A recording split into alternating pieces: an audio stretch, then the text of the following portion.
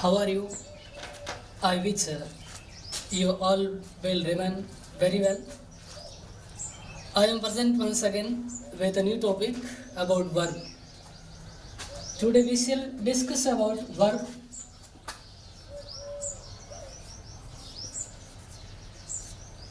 उस कड़ी में जो हम पार्ट्स ऑफ स्पीच की कड़ी पढ़ रहे थे उसमें अगला अपना जो टॉपिक है वर्ब के बारे में है। अब वर्ब क्या होती है, एक आपने ध्यान दिया हो, या हम जब जहाँ तक भाषा की बात करते हैं, जहाँ तक अंग्रेजी की बात करें, अंग्रेजी में सारी चीज़ें डिपेंडेंट होती है वर्ब पर। अब आपके सीखने की बात करें, जब छोटी कक्षाओं की बात करें या कंपटीशन एग्जाम की बात करें, यदि आपको वर्ब के बारे में ज्ञान है, वर्ब के प्रकार है, कौन सी वर्ब का यूज़ की जाती है, इसके रूप के चेंज किए जाते हैं, कौन से रूप का प्रयोग किया जाता है, तो आप इनके जो मेजर टॉपिक होते हैं, जो नरेशन है या वॉइस है, उनको आसानी से आप क्लियर कर सकते हैं, आसानी से आप समझ सकते हैं। आज हम बात करें इस वर्ब की। वर्ब का हिंदी मीन है क्रिया। ये क्रिया है, इस क्रिया की विशेषता होती है। आप यदि अंग्रेजी सीखना चाहते हैं तो आप हिंदी की चीज़ें अपने पास रखें। यदि हिंदी का जो रॉ मटेरियल आपके पास होगा तो आप आसानी से ये अंग्रेजी की जो कॉन्सेप्ट है वो क्लियर कर पाएंगे। और यहाँ देखिए, ये एक जो वर्ड है अपने पास वर्ब है, इसकी मुख्य विशेषता है कि ये नांत होती है।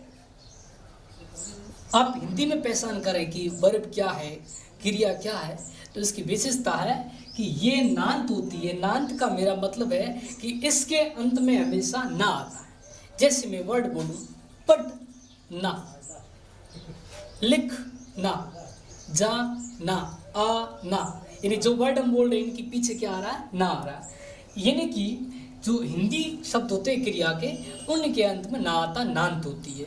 अब हम बात करें कि ये वर्ब है, क्रिया है, इसके प्रकार कितने हैं, इसको कितने रूपों में बांटा जाता है, यहाँ बात करेंगे। इनको मेजरली मोटे तौर पर हम दो रूपों में बांटते हैं।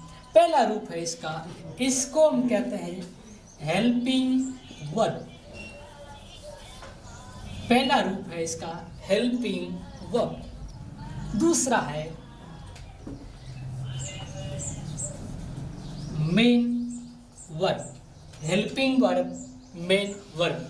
यहाँ देखिए, ये जो दो इसके प्रकार है। अब वर्ब इसकी परिभाषा कभी ऐसे पूछ नहीं जाती है, आप सीधा यूँ कह सकते हो वर्ब क्या है, यानी क्रिया। क्रिया का मतलब हिंदी में आपने पढ़ा होगा कि क्रिया क्या होती है। एक हम हिंदी में जो परिभाषा पढ़ते हैं कि किसी काम का करना या होना पाया जाता है, उसे क्रिया कहते हैं, उसे क्रिया नहीं कहते।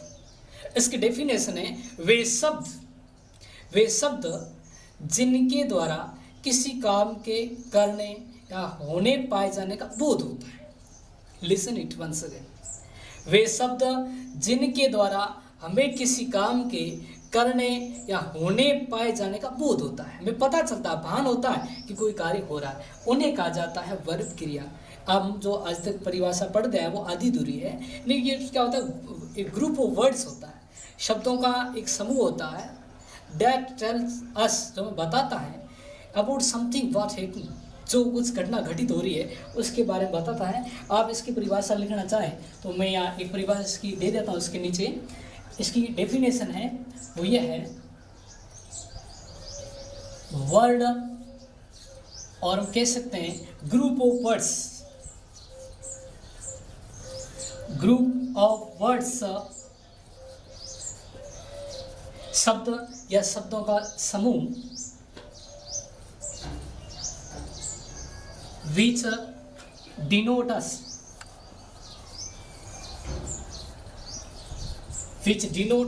जो हमें बताएं that something happens,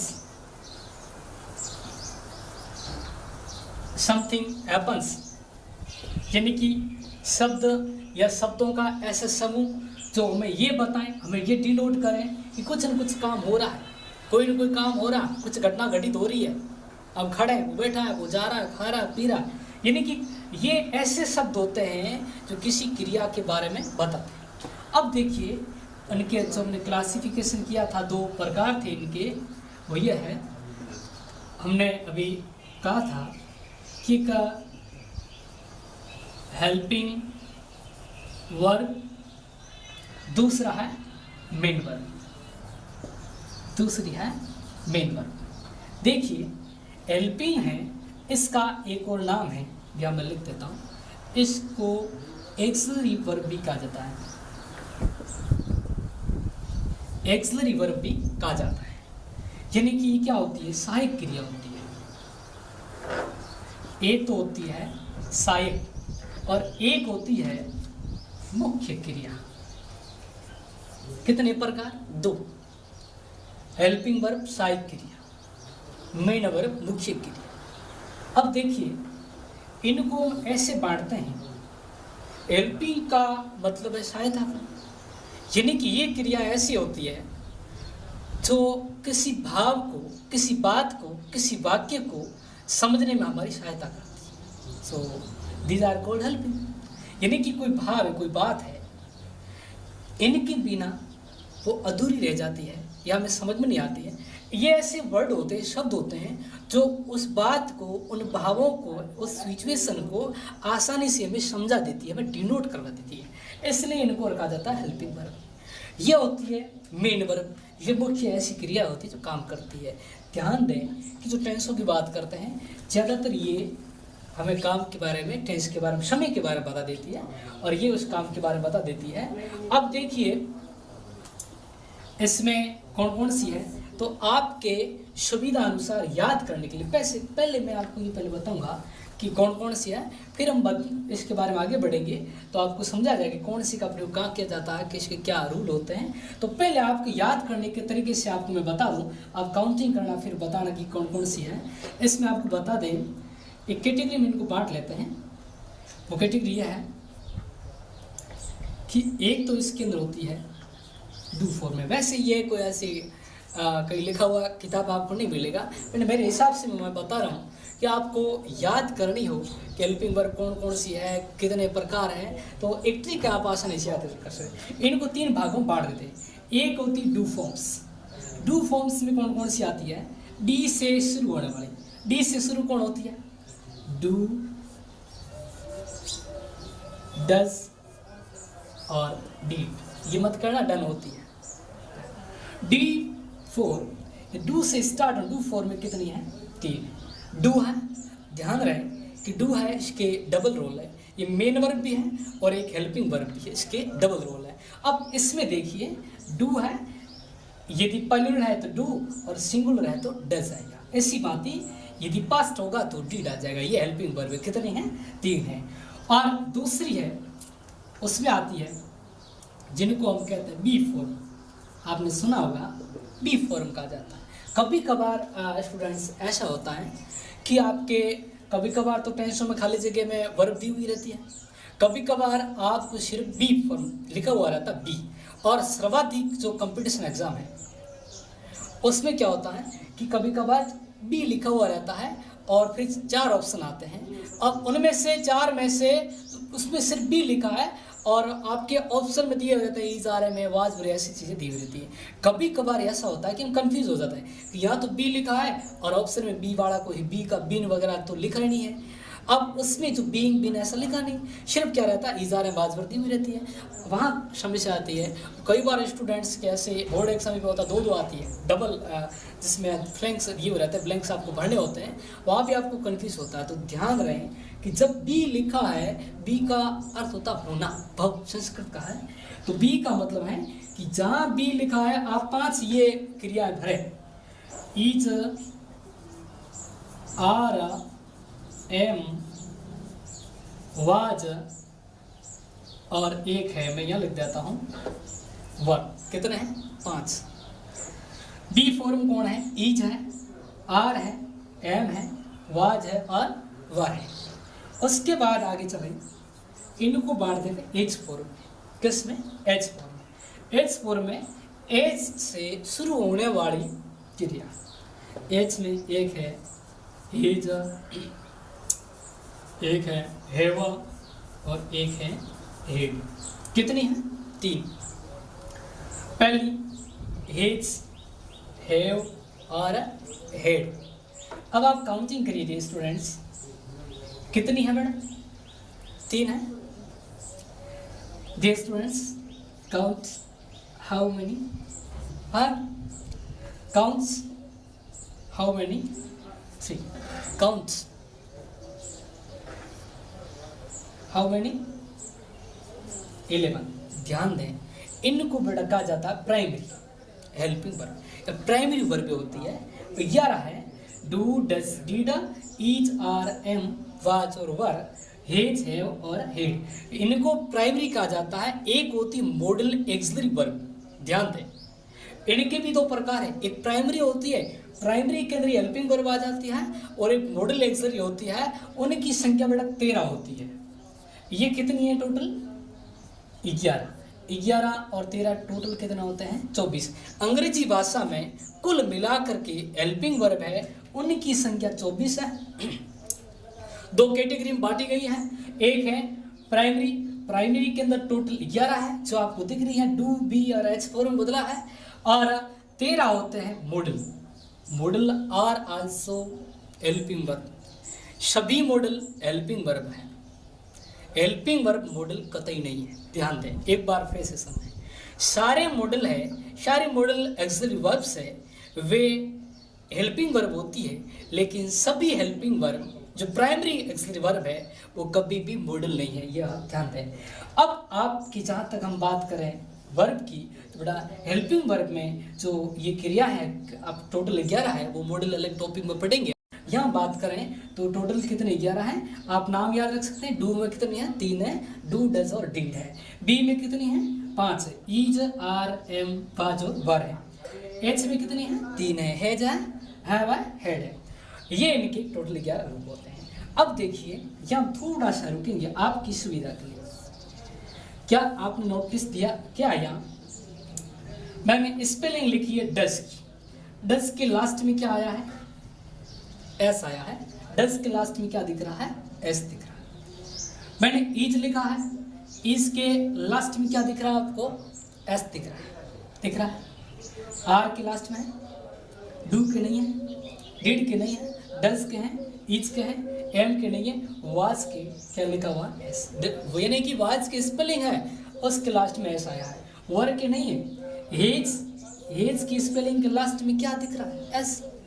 हेव के नहीं दिख रहा, हेड के नहीं दिख रहा। अब आप ध्यान रखना, आपने छोटी कक्षा में ABCD सीखी थी, जो अल्फाबेट होते हैं, A for apple, B for boy, C for cat. अब आप यूँ कहते हो, जहाँ S फॉर शिप कहते हो, वह आपको कहना है S for singular, S for singular. यानी कि जिस वर्ब के पीछे मैं हेल्पिंग वर्ब नहीं कह रहा, मेरे इस वर्ब का मतलब सभी जो वर्ब है, इन दोनों प्रकार की मेन वर्ब और हेल्पिंग वर्ब, जिस वर्ब की लास्ट में आपको एस नजर आ रहा है, एच नहीं कह रहा हूं, एस कह रहा हूं, जिसके लास्ट में एस नजर आ रहा है वो होती है सभी सिंगुलर। आपने ध्यान दिया हो, एक छोटी चीज आपको बताता हूं, इसमें आपको कंफ्यूज नहीं होना है कि क्या होता है एस और ई एस। जब किसी शब्द के पीछे हम एस और ई एस लगाते हैं तो ये परिवर्तन कर देते हैं, लेकिन परिवर्तन कैसे करते हैं, क्या करते हैं? 2 चीज़ों को पढ़ेंगे। एक तो बड़ा नाउन है, दूसरी वर्ब है। Listen it once again, there are 2 topics, 2 things which change after having include s और es। ऐसी 2 चीजें हैं जिनके लास्ट में s और es लगने से उनमें परिवर्तन हो जाता है। कौन कौन से? देखिए, नाउन और एक है वर्ब। ध्यान दें कि यदि कोई नाउन आई, अब नाउन क्या है पिछले वीडियो में आपको समझाया, संज्ञा के पीछे आपने एस या ईएस लगा दिया बेटा, संज्ञा के पीछे आपने एस या ईएस लगा दिया, तब वो संज्ञा है, नाउन है, वो प्लूरल बन जाएगी। क्या बनेगी? प्लूरल। ध्यान दें, नाउन के पीछे एस या ईएस जोड़ रहे हो तो आपकी नाउन है वो बेशक प्लूरल बन जाएगी, बहुवचन बन जाएगी। लेकिन वर्ब का एक नियम होता है कि वर्ब मेजरली मूल रूप में इसका जो स्टेम फॉर्म होता है उसमें हमेशा ये प्लूरल होती है। वर्ब का जो मूल रूप होता है स्टेम फॉर्म होती है वो हमेशा बहुवचन होती है। अब इसमें जब हम कोई इसको कहीं पर यूज करेंगे कि सेंटेंस में यूज करेंगे तो यूज करते समय इसका स्टेम फॉर्म है, मूल रूप है, उसमें बदलाव आ जाएगा, परिवर्तन हो जाएगा और वो अगले किसी टेंस में बदल जाएगी। और जहाँ तक बात करें एस और यस की तो ये सिंगुलर बन जाएगी। Are you understanding?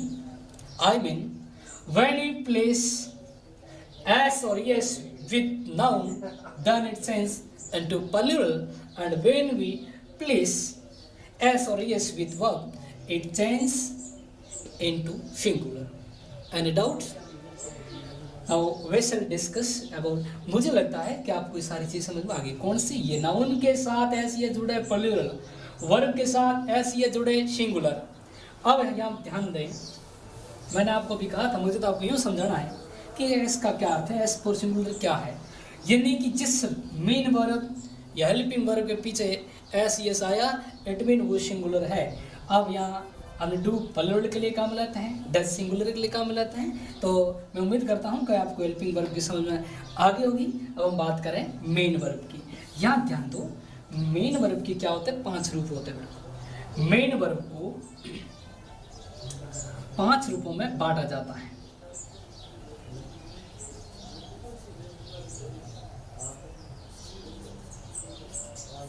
Main verb को 5 रूपों में बांटा जाता है और इसकी जो 5 रूप है वो कैसे हैं?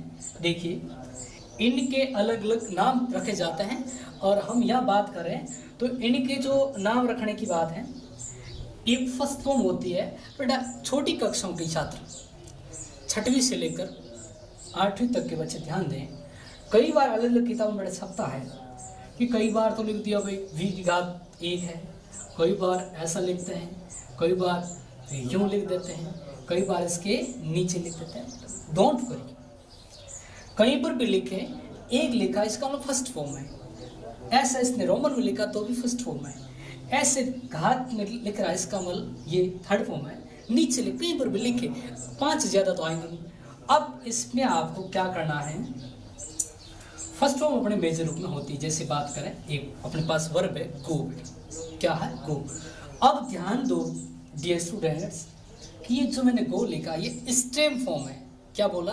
स्टेम फॉर्म है, मूल रूप है, मतलब इसमें कोई परिवर्तन नहीं किया है। अब बोलेंगे परिवर्तन क्या है? परिवर्तन करेंगे तो इसके पीछे क्या क्या परिवर्तन होंगे? परिवर्तन तब होंगे जब इसके पीछे हम एस लगा देंगे। और आपको ध्यान है वैसे बेसिकली ये आपको नियम अभी बता दूंगा कि एस ईएस में से क्या क्या चीज़ें लगानी है। तो जहाँ तक बात करें गो के पीछे बड़ा एस नहीं लगेगा, ईएस लगेगा।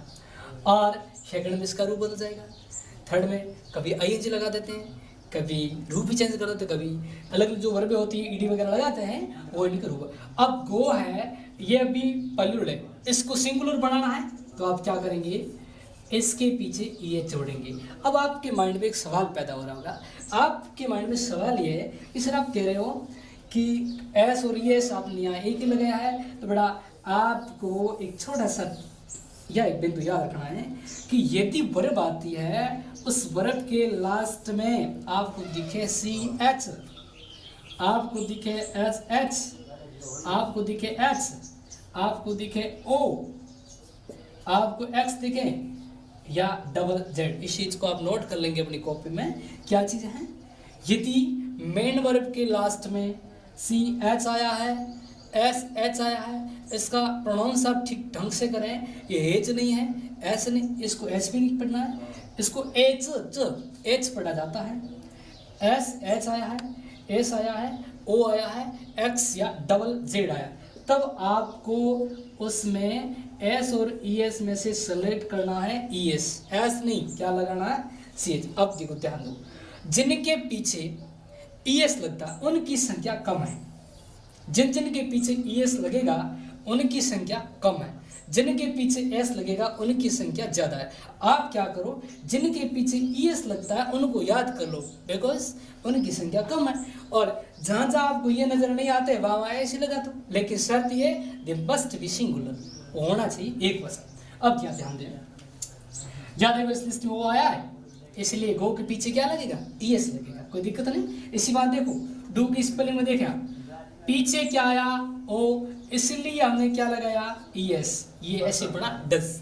अब क्या ध्यान दो, इसको कहते हैं फर्स्ट फॉर्म, क्रिया का पहला रूप, प्रेजेंट सिर्फ कहा जाता है, प्रेजेंट फॉर्म है। और ये होती है पास्ट। पास्ट में ये गो एक ऐसी क्रिया है, तो क्रिया को इस आधार पर, रूप के आधार पर दो प्रकार से पढ़ा जाता है, एक वीक होती है, एक स्ट्रॉन्ग होती है। वीक वे होती है जिनके पीछे ईडी लगाने से चेंज हो जाती है, और स्ट्रॉन्ग वे होती है, या इसका दूसरा नाम इरेगुलर भी है, ये अनियमित है क्योंकि इसके रूप है बदलते रहते हैं। इसका दूसरा रूप होता है वेंट, दूसरा रूप होता है वेंट, और तीसरा इसका होता है गोन, गो वेंट गोन। देखो पहले में गो है, दूसरे में वेंट कर दिया, तीसरे में गोन कर दिया। इसका मतलब ये एक जैसी स्थिति नहीं है, लेकिन मैं लिखूं प्लेड,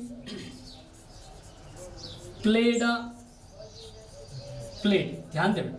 इसमें देखो सेकंड फॉर्म में मैंने ईडी लगाया, थर्ड में भी लगाया ईडी, जिसमें जो क्रिया के रूप same second form third form में सेम रहते हैं उन्हें कहा जाता है रेगुलर फॉर्म या वीक, जो कमजोर, और जिनमें दोनों चेंज होते हैं या चेंज होते रहते हैं उनको कहते हैं इन्हें स्ट्रॉन्ग या इरेगुलर कहा जाता है। तो यहाँ देख सकते हैं गो पहला रूप में ये मेजर गो, सेकंड है वेन, थर्ड में आया है गोन। एक छोटी बात अब आप याद रखेंगे, इनका आपसी रिश्ता है, किनका, एच का। एच का क्या है कि ये तीनों क्रिया हैं, यदि कहीं टेंस आया है तो बिना किसी थर्ड फॉर्म के प्रयुक्त नहीं होती है। और थर्ड फॉर्म का ये रिश्ता है कि क्रिया का तीसरा रूप यदि पैसिव वॉइस नहीं है तो कभी भी बिना किसी एच फॉर्म यानी कि हेज, हे और हेड के प्रयुक्त नहीं होगी। इसको फिर से सुन लो, क्रिया का तीसरा रूप है, थर्ड फॉर्म है, जिनको पास्ट पार्टिसिपल कहा जाता है। यदि पैसिव वॉइस नहीं आई है तो ये बिना एच फॉर्म यानी कि हेज, हे, हेड के बिना प्रयुक्त नहीं होगी, और करते हैं तो गलत है। हाँ, पैसिव वॉइस कई बार आई है तो इसमें कोई भी आ सकती है। चलिए आगे, बेटा थर्ड फॉर्म में क्या होता है, ऐसे होती है। कभी कभार यूँ होता है कि क्रियाओं को हम क्यों कहते हैं, रेगुलर क्यों कहते हैं और वीक क्यों कहते हैं, जिनके अंदर दूसरा तीसरा रूप सेम रहता है। फिर से सुना, जिस क्रिया में दूसरा तीसरा रूप सेम रहता है उन्हें कहा जाता है रेगुलर या वीक वर्ब। और जो चौथा रूप है इसमें क्या होता है, आइए लगता, बस वेरी सिंपल, इसको प्रेजेंट पार्टिसिपल कहते हैं। ये प्रेजेंट सिंपल, पास्ट सिंपल, इसको कहा जाता है पास्ट पार्टिसिपल, इसको प्रेजेंट पार्टिसिपल। ध्यान दे, नाम लगातार है, प्रेजेंट सिंपल, पास्ट सिंपल, और सेम टू सेम थर्ड में पास्ट पार्टिसिपल, एक वर्ड है पार्टिसिपल, और फोर्थ में आता है प्रेजेंट पार्टिसिपल, यानी कि इनको साधारण भाषा में हम कहते हैं आईएनजी फॉर्म है ये। और पांचवा रूप है, इसमें क्या होता है कि किसी वर्ब के पहले टू लग जाता है, किसी वर्ब के पहले टू लग जाता है, जीराउंड बन जाती है। टू लगने से क्या होता है कि उस जो वर्ब होती है उसका भाव भी बदल जाता है। क्या भाव बदलता है, कभी कभार दो ऐसी सिचुएशन ये क्रिएट करती है, या तो आप कोई काम मजबूरी में कर रहे हैं, या कोई काम करने का आपका इरादा है, या तो कोई काम करना आपको करना पड़ता है या आपको करना है, दोनों वर्ड एक अंतर है।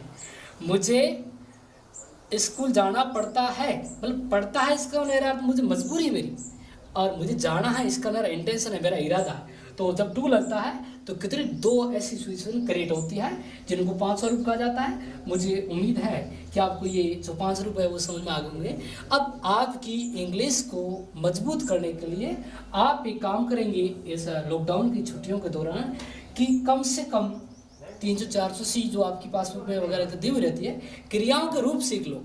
कौन सी क्रिया का फर्स्ट फॉर्म क्या है, फर्स्ट हमेशा आपको याद रहते हैं, सेकंड थर्ड क्या है, आप सेकंड थर्ड याद रख लो और आइंस का नेम सीख लो, बस बाकी कोई परिवर्तन करना ही नहीं, तो आप आसानी से किसी चीज़ को बदल देते। कई बार ऐसा होता है बेटा, आपको कहा जाता है कि इसके अंदर पास्ट सिंपल टेंस भरो।